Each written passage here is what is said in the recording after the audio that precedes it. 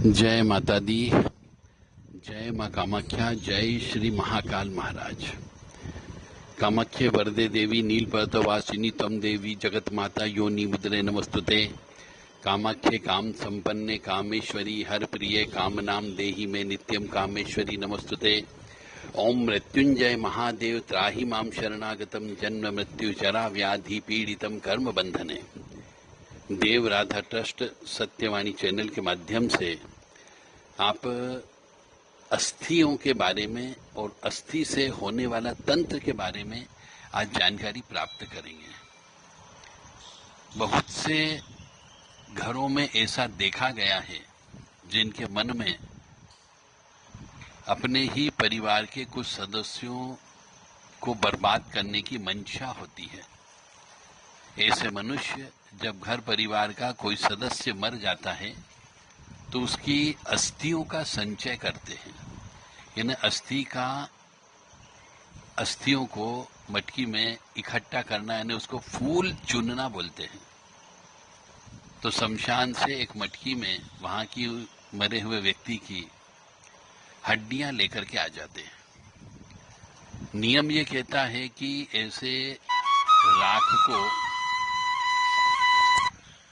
और हड्डियों को सबको विसर्जन कर देना चाहिए, परंतु कुछ लोग जिनके मन में विद्वेष की भावना होती है, मन में किसी अपने ही जिसके यहाँ पे कोई व्यक्ति मर गया उसके परिवार वालों को परेशान करने की भावना होती है, वह व्यक्ति शमशान से उसकी हड्डियां चुन करके ला करके अपने पास रख लेता है और उसके ऊपर तांत्रिक क्रिया करके उसके परिवार को बर्बाद करने का काम करता है। ऐसे केसेस जीवन में कई बार देखने को मिले हमें, जिसमें बड़ा भाई मर गया तो संपत्ति का बंटवारा होना है, तो संपत्ति के बंटवारे में अपने हिसाब से वो संपत्ति का बंटवारा करा ले या किसी दुकान में पूरा हक अपना रख ले। इस उद्देश्य से छोटा भाई जब अस्थि संचयन के लिए जाता है तो उनकी कोई बहुत सारी हड्डियों को अपने पास ही गुपचुप तरीके से रख लेता है और फिर किसी तांत्रिक से उसके ऊपर तंत्र विद्या करवा के उस आत्मा को नियंत्रित करके उसके ही परिवार वालों के खिलाफ छोड़ देता है। तो वह व्यक्ति जो मर गया वह अपनी ही पत्नी अपने ही बच्चों के खिलाफ कार्य करने लगता है, क्योंकि उसकी मजबूरी होती है, तंत्र विद्या के माध्यम से उसे आर्डर दिया जाता है।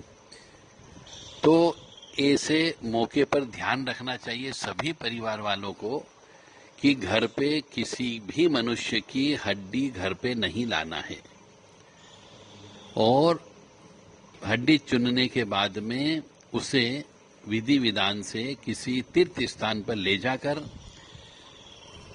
मंत्रोच्चारण से विधिवत पूजन अर्चन करके विसर्जन कर देना चाहिए।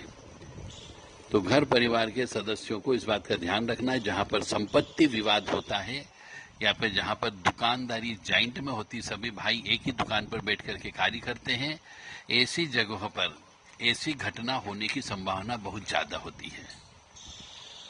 तो और जिनसे हमें आभास हो, महसूस हो कि ये हमारा आगे जाके दुश्मन बन सकता है, ऐसे मनुष्य को किसी व्यक्ति के मरने पर फूल चुनने के लिए, हड्डियों का इकट्ठा करने के लिए नहीं ले जाना चाहिए। अन्यथा चुनते समय भी यदि उसने एक दो हड्डियां अपने पास रख ली तो उन हड्डियों के माध्यम से वो परिवार के ऊपर उस मृत आत्मा को बुला करके तंत्र विद्या के माध्यम से उसके ही परिवार वालों के खिलाफ उस प्रेत को भेज सकता है। तो थोड़ी सी जागरूकता, थोड़ी सी जानकारी आपके लिए बहुत महत्वपूर्ण कार्य कर सकती है। तो ऐसा हमारे जीवन में कई बार आया है कि कुछ मनुष्यों ने बड़े भाई के मरने पर छोटे भाई ने, या फिर कह लीजिए किसी के मरने पर जब जीजा आया तो उसने, या कोई भी जो मन में थोड़ी बहुत भी खोट या शत्रुता थी, उस व्यक्ति ने उसकी अस्थियों को अपने पास रख लिया और बाकी को विसर्जन कर दिया। तो जब तक मृत व्यक्ति की राख जो शमशान से उठाई गई होती है और अस्थियां जो शमशान से उठाई जाती है, यदि उनको जब तक विसर्जन न कर दिया जाए विधि विधान से, पूजन अर्चन करके, पिंडदान दे करके, तब तक वह आत्मा को मुक्ति नहीं मिलती, उसका अगला जन्म नहीं होता है और तंत्र विद्या यदि हो गई तो उस आत्मा को गुलाम बनाया जा सकता है। तो जब भी कभी शमशान में किसी की डेड बॉडी जलाने के लिए जाएं तो इस बात का भी ध्यान रखें, और जब भी राख उठाने के लिए और फूल चुनने के लिए जाते हैं तो उस समय भी ध्यान रखना कि कोई जो फूल चुनने के लिए अपने परिवार का व्यक्ति ही कहीं उसमें से कोई घालमेल तो नहीं कर रहा है, कोई राख उठा करके एक तरफ तो नहीं रख रहा है, या कोई हड्डी उठा करके एक तरफ तो नहीं रख रहा है। इस बात का ध्यान रखें, क्योंकि आज के जमाने में व्यक्ति सामने से हमला करने के बजाय, कानूनी हमला करने के बजाय पीछे से धोखे से वार करता है, और इसका सबसे अच्छा तरीका होता है कि प्रेत के माध्यम से किसी भी परिवार को बर्बाद कर सकते हैं। तो इसमें कई बार उस प्रेत को पकड़ करके परिवार के ही खिलाफ लगा दिया जाता है, और इससे प्रगति रुक जाती है, विवाह रुक जाते हैं, पढ़ाई लिखाई रुक जाती है, मांगलिक कार्यक्रम रुक जाते हैं, मकान नहीं बनता है, जो सोचते हैं उसका उल्टा होने लगता है। तो आप सजग रहें, सुरक्षित रहें और ईश्वर में अपना मन लगा करके रखें। भाई भाई में कई बार दुश्मनी हो जाती है, देवरानी जेठानी में दुश्मनी हो जाती है, सिर्फ और सिर्फ संपत्ति विवाद के लिए, या फिर एक दुकान चलती है तो उस दुकान की कमाई को हड़पने के लिए। तो जहां पर ऐसी व्यवस्था हो वहां पर पहले से ही अपने आप को सुरक्षित बना करके रखें, हवन पूजन करके रखें, कहीं कोई धोखा न हो जाए इसके लिए रक्षा कवच अपने साथ में रखें, और कागज में सही हिसाब किताब रखें।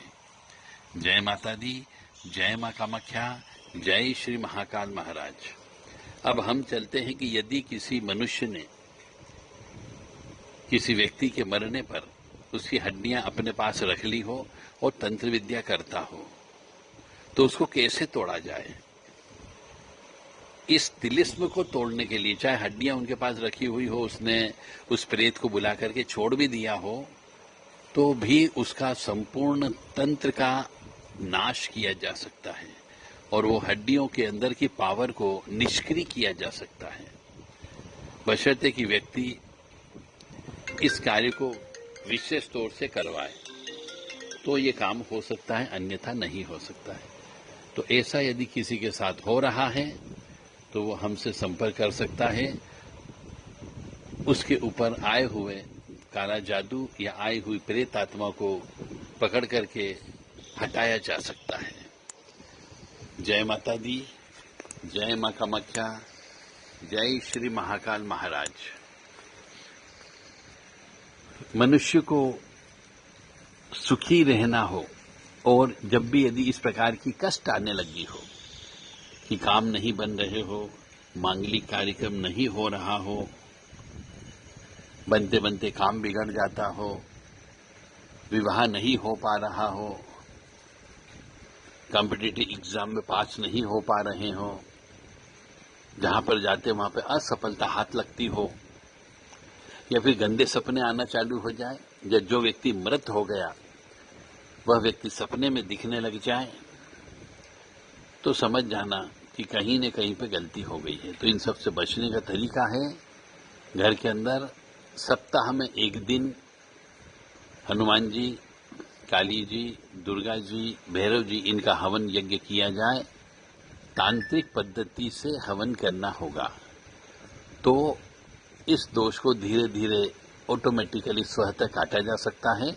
और वर्ष में एक बार श्रीमद् भागवत कथा महापुराण, इसका मूल पाठ पितरों की निमित्त, पितरों के रोजाना तर्पण और आह्वान करने के बाद ये काम करना चाहिए। इससे उस प्रेत की मुक्ति हो सकती है, उस तांत्रिक के बंधन से छुड़ाया जा सकता है। और अधिक जानकारी प्राप्त करना हो, यदि किसी को ये कार्य करवाना हो तो संपर्क कर सकते हैं 7987237885 और 9893128047, 7649862712। ये व्हाट्सएप नंबर है। इन पर अपना पूरा नाम, पता, phone number, mobile number, pin code number और आधार कार्ड भेजते हुए और अधिक जानकारी प्राप्त कर सकते हैं। जय माता दी, जय मां कामाख्या।